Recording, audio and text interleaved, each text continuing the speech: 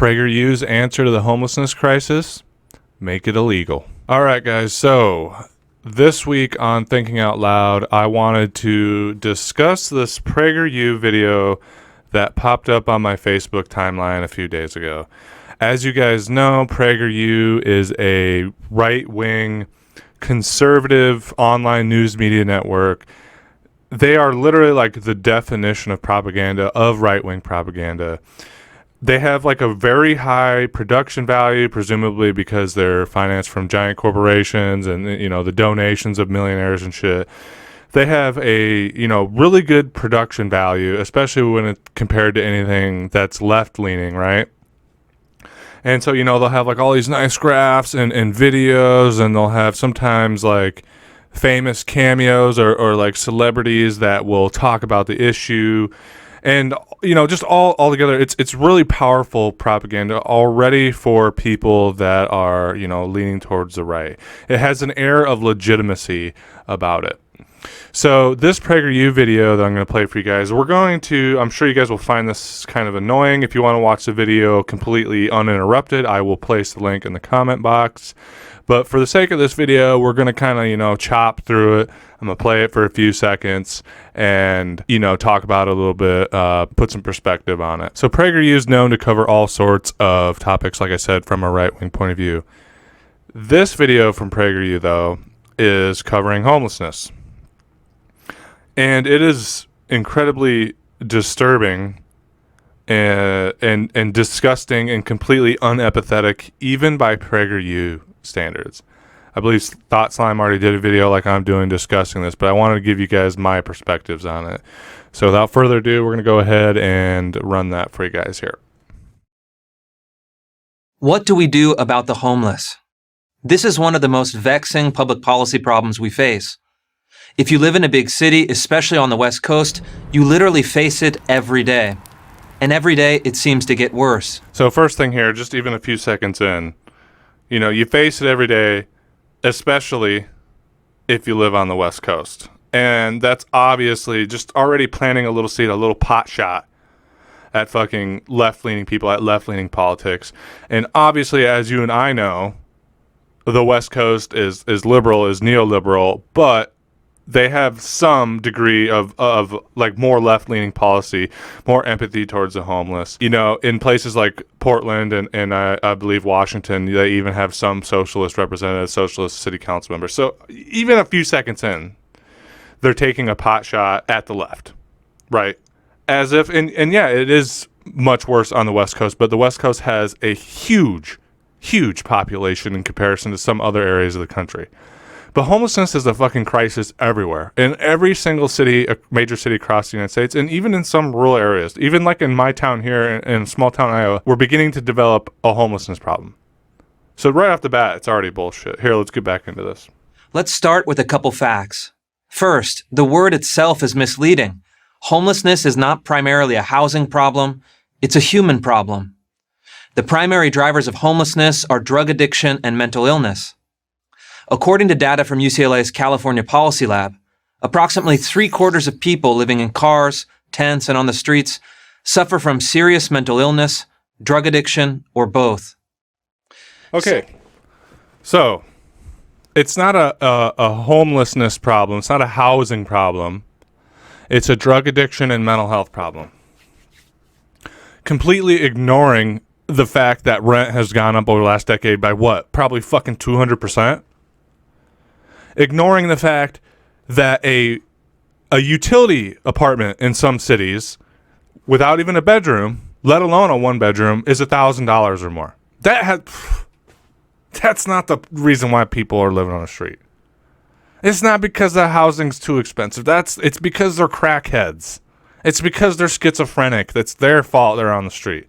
You know, this whole video, mind you, has zero discussion about the price of rent and property values. None. It doesn't even touch on it. But no, it's drug use, it's addiction, and it's mental health. And you know what? Yeah, Prager U. You know, those are issues with homelessness. But two things here. Let's say somebody lost their housing, they didn't pay the rent, or their house was foreclosed on because of addiction or because of mental health issues. I wonder what caused the addiction or the mental health issues. Could it be the capitalist system we're living in where they are forced to work between 40 and 80 hours a week just to get by? Could it be that they are so stressed out constantly that they end up turning to drugs or have a complete mental breakdown? Or that they have pre-existing mental health conditions in the system that we live in where they are worked into a pulp with no sense of community, with no sense of belonging, and nothing to fill the void but mindless consumption, led those pre-existing conditions to a catastrophe state, to a crisis state, and now they're homeless? No mention of that. No nuance of the discussion. Just, scapegoating it. They're crack addicts and they're schizos. That's why they're on the street. It's their fault. So don't feel responsible for them. Don't feel like you need to help them. Second, despite these conditions, the homeless actually make rational decisions about where they want to live. Not surprisingly, they move to the most permissive environment they can find. Make your city attractive for the homeless, and they'll beat a path to your doorway. The Venice Boulevard underpass on the border of Los Angeles and Culver City brings home this point. It's one of thousands of concrete structures in Los Angeles County, but there's a curious detail. The Los Angeles side is full of tents, and the Culver City side is empty. Why? Because the two cities have different public policies. Los Angeles has effectively decriminalized public camping and drug consumption, while Culver City enforces the law. This pattern, that the homeless go where the policy environment is the most permissive, can be seen up and down the West Coast. In San Francisco County, it's estimated that 30% of the homeless migrated there after becoming homeless somewhere else. In the city of Seattle, that number is 51%. The San Francisco Chronicle estimates that hundreds of homeless individuals move to the Bay Area each year because of the perception that it is a sanctuary for people who are unwilling to participate in programs designed to get them off and keep them off a life in the streets. At first glance, this would seem to make no sense. Why would an individual with no shelter or stable source of income move to one of the most expensive cities in the country? But in the world of the homeless, it makes perfect sense. That's because they operate under a different set of incentives than the average citizen. In a research survey of homeless migrants in Seattle, 15% said they came to access homeless services, 10% came for legal marijuana, and 16% were transients who were traveling or visiting when they decided to set up camp. All right, so a lot of things with this part. The homeless make conscious decisions or whatever about where they're going to live. Yeah, because they're human beings. They're human beings, right? And human beings are going to go where they can get by the easiest. That's what human beings do. And they make this example about the difference between, I think it was San Francisco or Los Angeles and Carson City or whatever. How there's this underpass, and one half of the underpass is Carson City, the other half of the underpass is Los Angeles or San Francisco or whatever. And they're like, on the Carson City side, there's no homeless, none.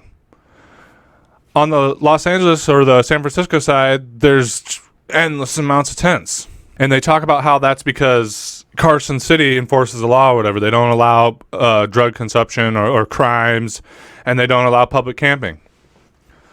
What a fucking shitty anecdote. Yeah, under the same underpass, if you were homeless, Prager U guy, if you have nowhere to go, but you got to go to this underpass, what side of the underpass are you going to be on? Right? The side where they're going to destroy your tent and destroy all your belongings and possibly lock you up in jail and slap a bunch of fines on you? Or are you going to move 100 feet to the side where you're going to be left the fuck alone? What is any human being going to do? Right? If I'm, let's say outside, right? An apartment building, right? And I got two stoops.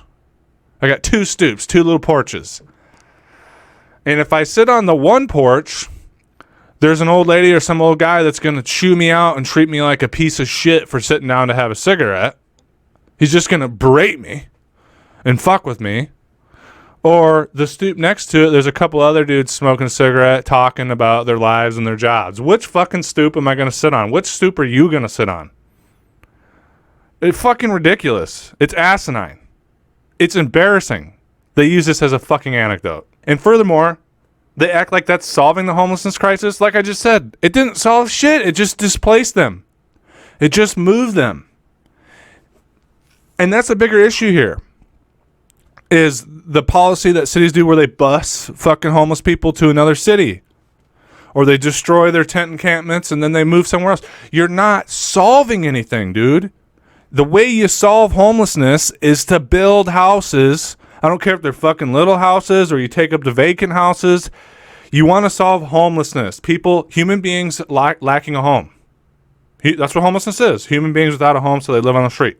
Yeah? Right? You don't solve it by fucking with them and moving them around. You know? You put the homeless people into homes. That's how you solve homelessness. It should be fucking common sense. And another thing with this segment here, this last part, X amount of percent, I can't remember, traveling or visiting when they decided to set up camp. They were traveling or visiting and then they just decided to set up camp. Yeah, I mean, I was just in Las Vegas last week and I really liked it there. I was like, oh, fuck, I could, you know, if it wasn't for being a capitalist hellscape where I'm sure I would lose everything I own to fucking a gambling addiction that I would develop, right? But I could live here. It's a nice climate. People are pretty cool and cool stories from people all over the world. I like it here. Yeah, let me tell you how I'm going to be traveling or visiting somewhere and then I'm like, fuck, I'm just going to buy a tent and hang out. I'm sure that's what happened. Yeah, and I want to give a shout out to the channel Invisible People because I've been watching that a lot recently. This guy, he goes all over the world, primarily all over the United States, and interviews homeless people, and you get a very intimate and human conversation with another human being about homelessness, what it's like, how you got here. And one of the things that comes up very often with the people that he interviews is the fact that they came out to visit, or they came out to stay with either family or friends or potential coworkers, and those people fell through on them, or something happened where their finances fell through, and then they got stuck. They couldn't buy a plane ticket back. They have no family back home to help them, so then they get stuck. Decided to set up camp. Decided to be homeless. I'm sure that's exactly what fucking happened. But this dramatically understates the biggest draw of all, the de facto legalization of street camping, drug consumption, and property crime. As former Seattle Public Safety Advisor Scott Lindsay has shown, the city is now home to a large population of homeless, prolific offenders, people who commit property crimes to feed their addictions, but are rarely held accountable for those crimes by the criminal justice system. So, is ever-increasing homelessness our inevitable future? If our goal is to make life as attractive as possible for the homeless, the answer is yes. If our goal is to actually help the homeless, the answer is no. Okay, so again, to reiterate, human beings are going to go where they can go. They're not going to go to the place where they're going to get the shit beat out of them and their fucking shit destroyed by the police. They're going to go somewhere where they can have some degree of asylum and some degree of peace living on the street. That's just human nature. That's any animal anywhere is going to go where he's going to be left the fuck alone. Okay? But then they talk about the prolific offenders, people that are committing crimes, doing all this shit to feed their addiction. Yeah, in cities that have multi-million populations, in cities that have millions of people living in them with a limited amount of police, with a limited amount of jail beds, there's no way. And you got tens of thousands, if not hundreds of thousands of people living on the street in these major cities. It's not like it's fucking legal. The crime is in drug use isn't legal. It's because the population size of people living on the street is so fucking astronomical that you can't bust everybody, man.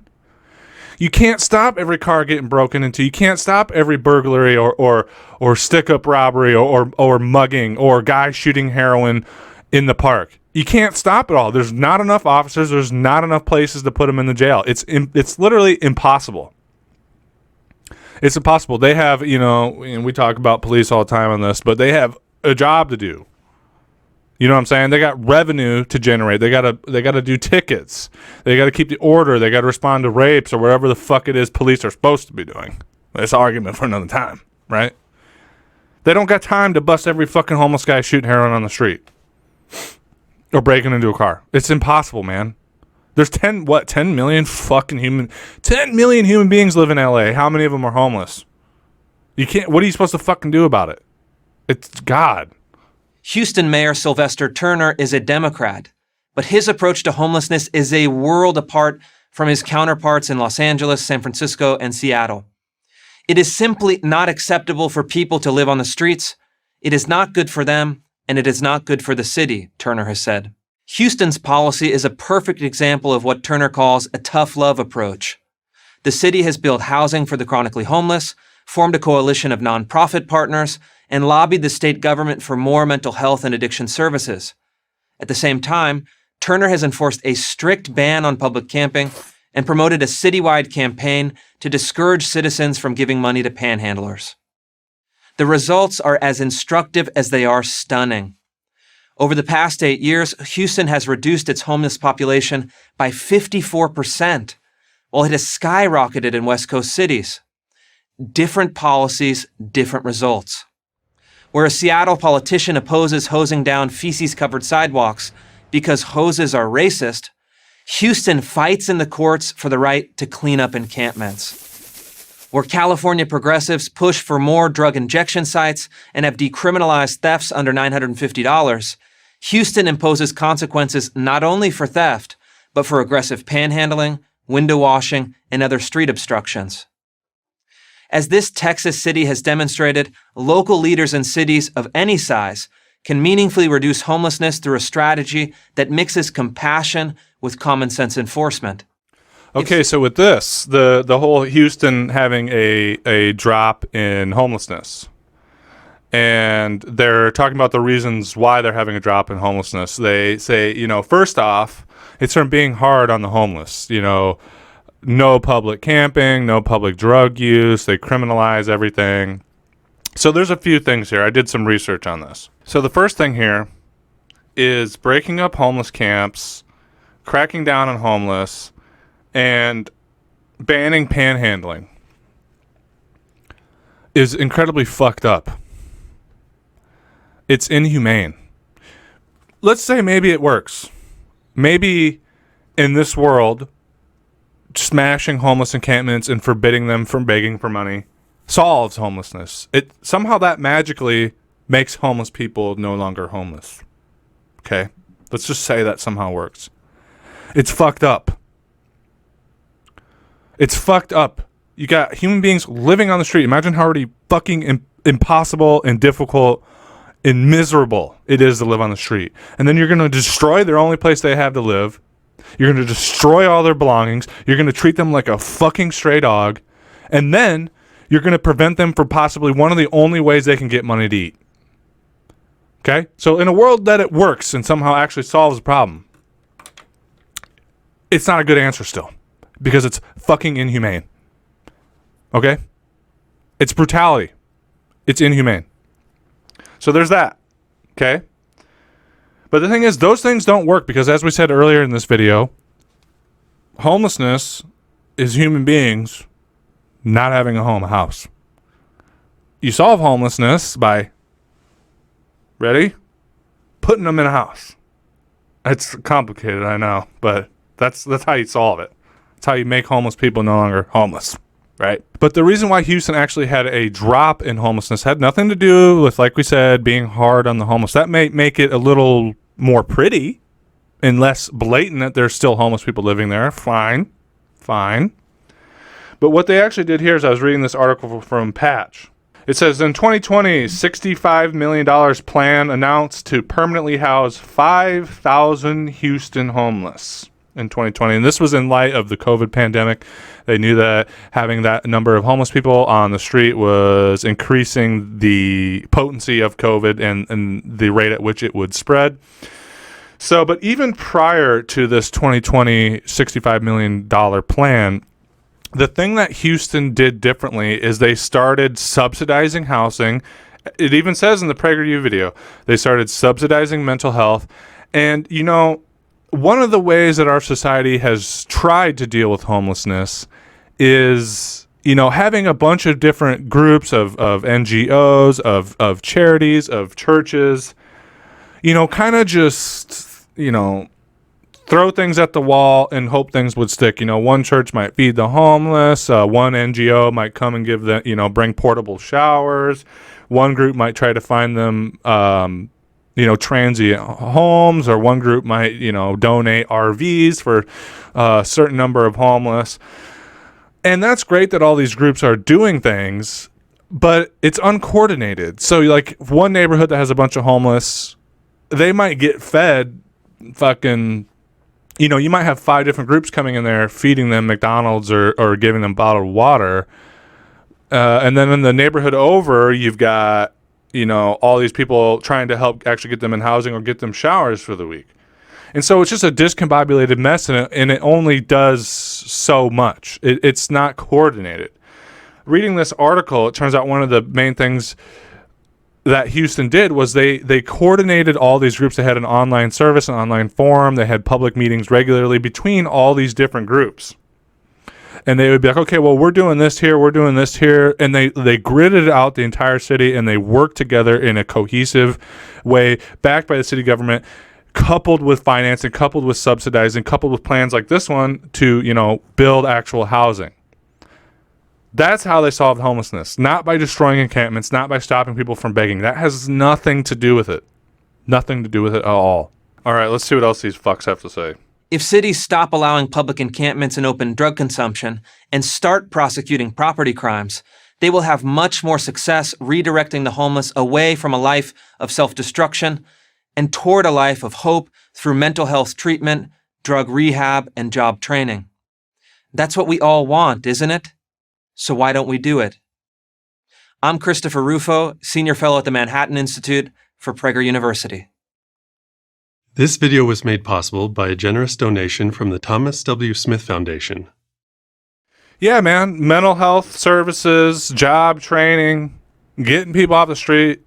That's fucking great. Okay? It's great. But if people are addicted to drugs and using drugs, they're gonna okay, so you say that the reason why people are on the street is because they use drugs and they lost their house, they fucked their life up.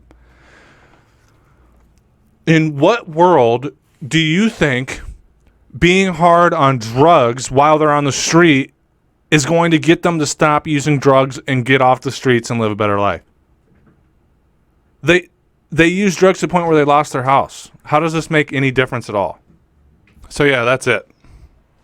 And fuck you, Christopher Rufo, you rich smug fuck. And speaking of rich smug fucks, I did a little research on this Thomas W. Smith Foundation. And it's the same guy that's financing a bunch of money to Fox News and other media outlets to stoke this hysteria around critical race theory. Look at this asshole. This is a guy bankrolling, you know, videos like this to increase the difficulties for homeless people instead of actually solving the homelessness problem. No surprise. No surprise. But alas, it is what it is. So yeah, guys, that's the size of that Prager U video. I want to make a video on it, and I know this one went a little long. But it was worth, you know, picking apart piece by piece, getting into the gizzards of it, because it's sick. And what's even sicker is the millions of Americans that listen to this shit non-ironically and believe it. So, and you know, that's what we do on this channel, is try to dispel some of this fucking propaganda and these sick perspectives and try to encourage some degree of critical thinking, you know, something sorely lacking in this country. But yeah, guys, that's all I have for you. You know, thanks for sitting with me and watching this video. I appreciate, as always, you liking, watching, subscribing, sharing to your friends and all that. Until next time, guys, it was, you know, cool hanging out with you. Nice having a conversation with you. You know, drop a comment. Let me know what you think about this. Let me know how you think we, you know, lastingly solve homelessness in the United States. But yeah, until next time, guys, I'll speak with you again soon. Bye.